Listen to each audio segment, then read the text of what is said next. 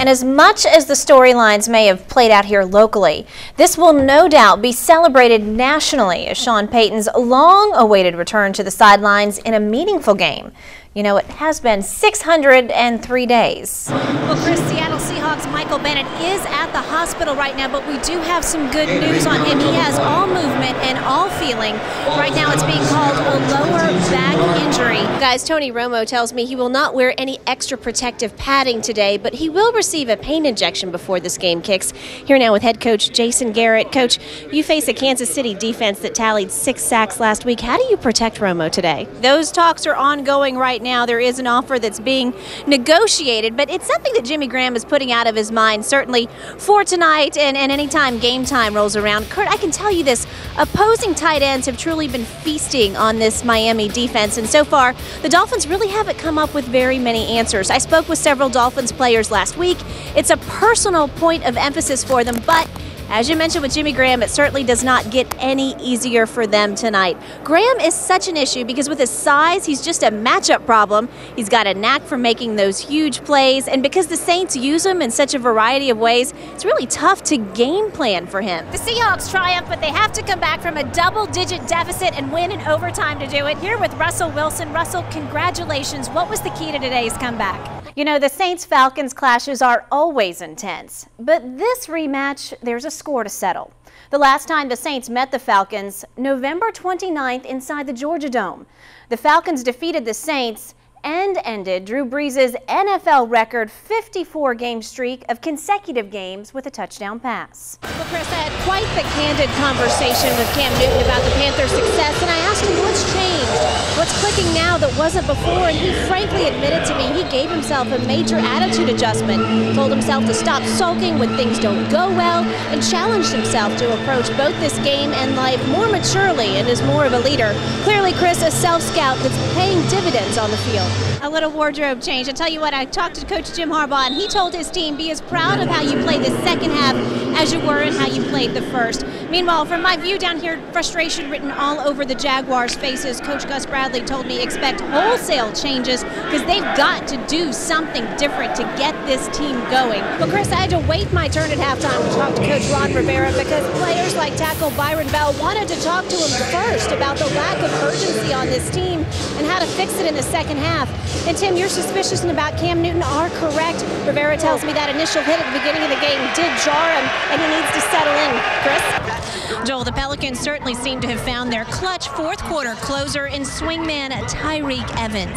He told me he takes the fourth quarter personally. He wants to be the guy with the ball in his hands responsible for a big game, and certainly that is what we're seeing out of him. In fact, just Sunday versus the Magic, he scored 13 of his team-high 23 points in that final period. His value to this team is clear. Consider this interesting note.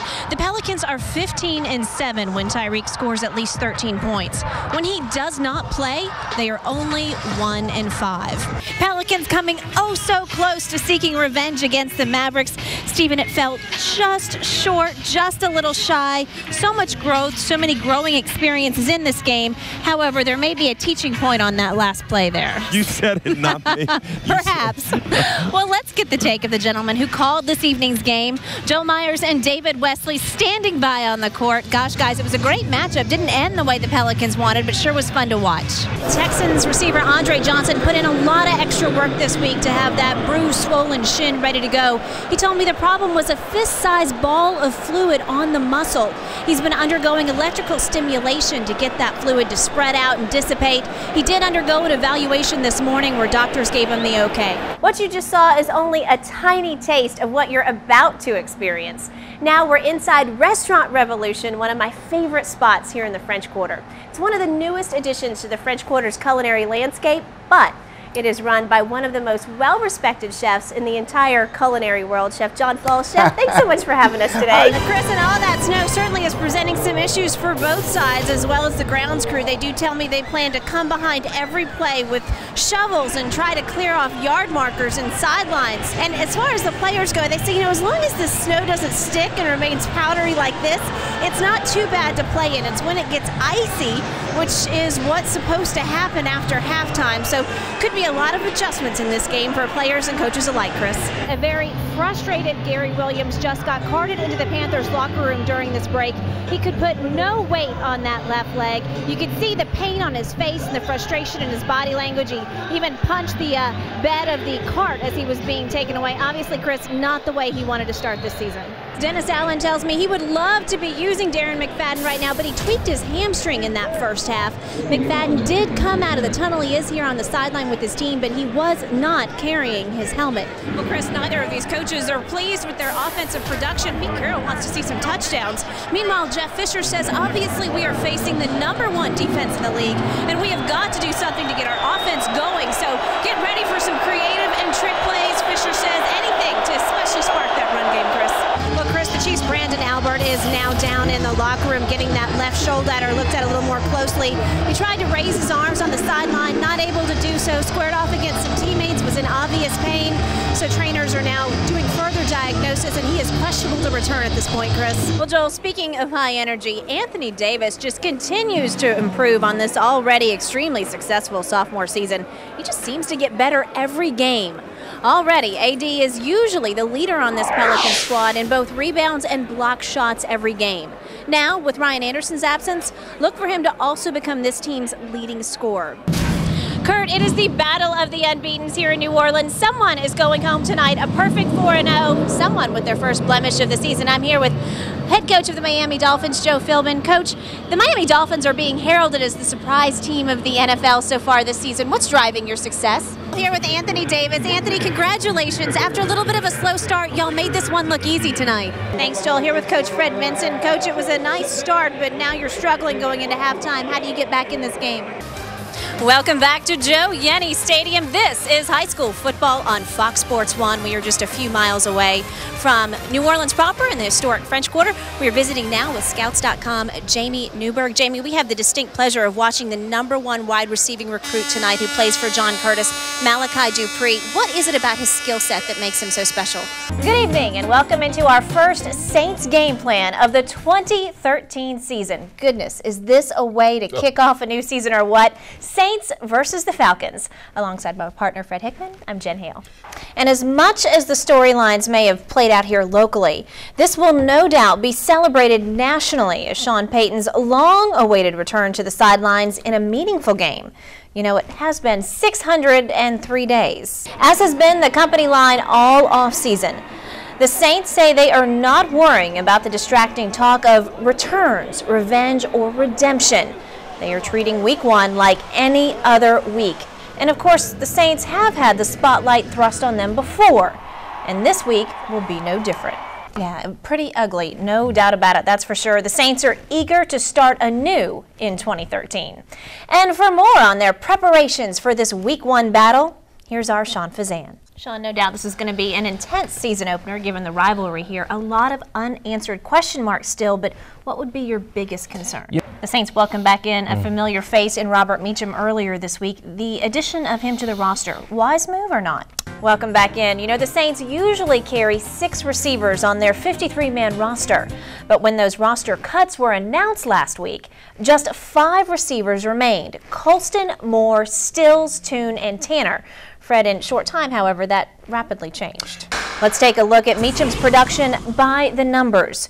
2008 was Meach's first season back from a devastating knee surgery, and 2012 was his not so happy season with the San Diego Chargers. During those 2 years, he averaged 13 receptions, 248 yards, and 2.5 touchdowns. Now, contrast that with his best seasons with the Saints, 09 through 11. Then, Meacham averaged 43 receptions, 660 yards, and 6.6 touchdowns. Quite a difference, Fred. Now, Vilma really is just the latest injury to the linebacking corps. It's been a pretty battered group, just can't seem to catch a break. First, it was Victor Butler, then Junior Gillette and Martez Wilson. The Saints can only hope the latter two are back at full speed this week, alongside, as you mentioned, the new addition of Paris Harrelson. Yeah. Sunday marks the 7th time in history the Saints and Falcons have squared off for a season opener. This rematch, though, there will be a score to settle, so to speak. The last time the Saints met the Falcons, November November 29th inside the Georgia Dome, where the Falcons defeated the Saints and ended Drew Brees' NFL record 54-game streak of consecutive games with a touchdown pass. Here are my sideline secrets to a black and gold victory Sunday. The Saints, of course, do sport one more thing leaning in their favor heading into Sunday. The black and gold has an 11-3 advantage over the Falcons since 2006 when Sean Payton was hired. Now, yes, the team does not want to talk about the Payton return storyline ever again, but rest assured, Coach will be fired up come Sunday, ready to reintroduce himself to the NFL. Fred, he has been waiting for this moment for quite a long time. Yeah. Until then, thanks so much for watching the Saints game plan, and thanks to everyone at Fox 8 for their contributions. Be sure to follow us on Twitter, like us on Facebook, and check us out on fox8live.com for much more coverage of the black and gold. Our next newscast is at 5 a.m. Good Thursday evening, and welcome into the Saints game plan. The black and gold boldly swept the series last season, pounding the Bucs 41-0 here in the Dome. And the game in Tampa, pretty ugly as well for the Bucs. Take a look. This is one of the best plays the defense made all season, if not the best. Malcolm Jenkins with that unbelievable sprint almost all the way down the field to tackle Vincent Jackson at about the 1-yard line, preventing what seemed to be a certain touchdown. Cam Jordan wanting in on the action as well, foiling Josh Freeman's attempt at a play-action rollout on 4th down. And of course, who can forget that ending? It confounded even the most astute students of the game. Final play, the Bucs' Mike Williams pushed out of the end zone on a Freeman scramble. Rules say Williams not able to return to the field as an eligible receiver. Therefore, game over and Saints win. You know, the Bucs are coming off a pretty disappointing loss to the New York Jets, but Fred, they always play the Saints tough. Let's get back to the Saints game against the Falcons in Week 1. Lots of positives. The Saints have a lot to build on, though. There's always room for improvement. What do you think is the biggest correction they need to make? Saints sure are enjoying a win in Week 1 versus last season where they were having to come off of a loss. They want to repeat that success and pull it through to Week 2. Boil it down. What are the keys to victory? Yeah, you know, we've already discussed the Bucs' weaknesses and the issues they can present, but what can and what will the Saints do about them? Our Chad Savity tells us the Saints will be working from the ground game up in his Saints self-study. But the question is, do you think they're improved enough to lift the black and gold into playoff contender status? Well, I don't think they have to have a top defense to get into the playoffs because they have a top-rated offense. The black and gold's D was worst in the league last year. Actually, if we're being factually correct, it was the worst in NFL history. If this defense can just be middle of the pack, it's going to bode very well for playoff hopes. The key is eliminating the big play, and I think we saw proof of that developing Sunday. The Saints started generating a pass rush, stuffing the run, making key stops. Now they must do that consistently and not allow any gap, any game-altering plays, Fred. The Saints' new 3-4 defense has been truly tested only once. But in last week's matchup versus the Falcons, the black and gold's D was opportunistic in clutch situations, forcing 2 turnovers at just the right times. One led to a touchdown, the other clinched the win. If Rob Ryan's unit can duplicate that intensity, that type of performance that pinned the Falcons down to just 3 out of 11 third down conversions, this Sunday in Tampa should be a breeze. One other interesting note on the Bucs. Your quarterback is usually your offensive leader, right? Especially if he's as veteran as Josh Freeman is. Well, this past Sunday, Freeman's jersey was devoid of that big capital C denoting captain. Even though he was a captain last year, Freeman's teammates stripped him of the title, instead voting guard Davin Joseph and wide receiver Vincent Jackson for the honor. Take a look at what the Tampa Tribune's Ira Kaufman tweeted out earlier this week regarding the situation. Josh Freeman's tenure with the Bucs appears to be reaching critical mass. He needs a big game Sunday against the Saints to stop the bleeding. Fred, there may very well be a lack of leadership, a lack of focus somewhat that bites the Bucs this Sunday. Well, that's incredible. Coach Greg Schiano said that the players still look to Freeman as being a leader for them in the locker room, on the field. The change was circumstantial. Joseph was out all of last season, and they just felt that now that he's back, his teammates should give him the nod of being the captain. But are you buying that? Personally, I just think that's the politically correct answer that Schiano or any other player is going to give. Look, Freeman has been a captain for the past 3 seasons. It's not